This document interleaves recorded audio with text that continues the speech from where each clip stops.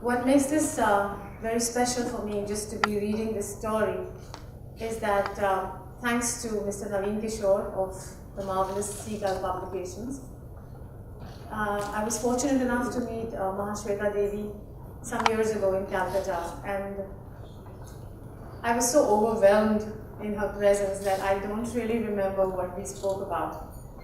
But I remember that she was large and wonderful and warm and extraordinary. I had actually wanted to do one of her novels years ago, and then it didn't really happen for my own reasons. I'm really honored to be reading a story of hers called Behind the Bodice, Choli ke Pichhey, this evening.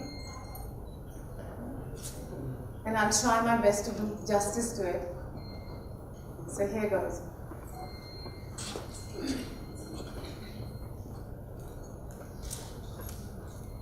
What is there was the national problem that year.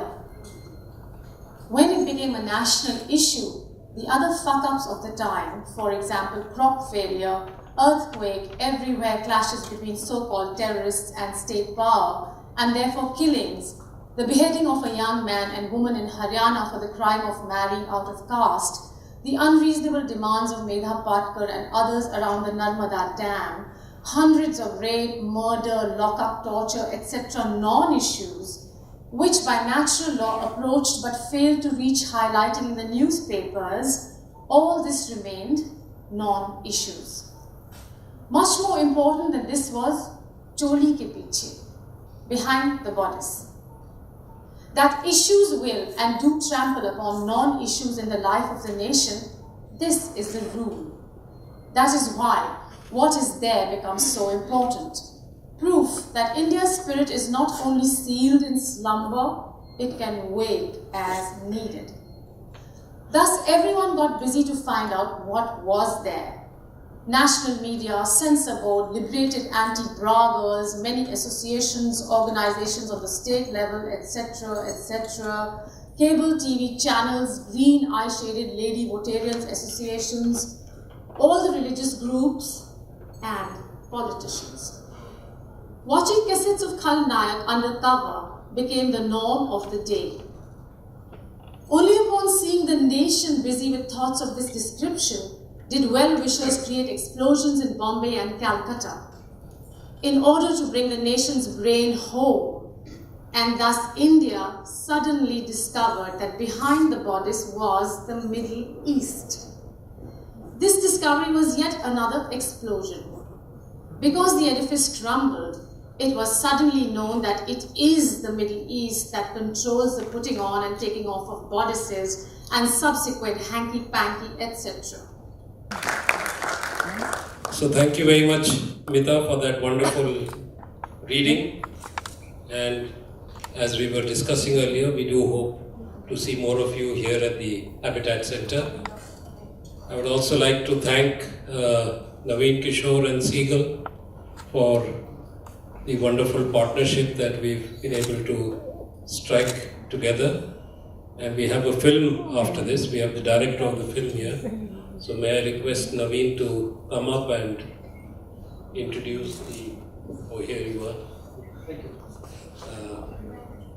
And lastly, I would like to thank Vidyun and her team in the program's desk for putting together these this whole series on Samanvay. This is the third in the series, if I've got it right. And we will be coming back with more and more of this and with more and more of partnership with Naveen and his team.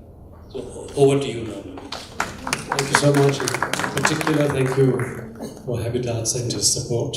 Thank you, Mita. Yeah, before we screen the film, I just wanted to say that this was done in 2004, and this is probably the first time through multiple screenings across the country, we actually have the director of the film present. So I think we'll have Pushan Kripalani, please, who made this film a long time ago, and it still works for a lot of us. which you will see yourself. I just want him to say a few words on the making of the film. Pushan.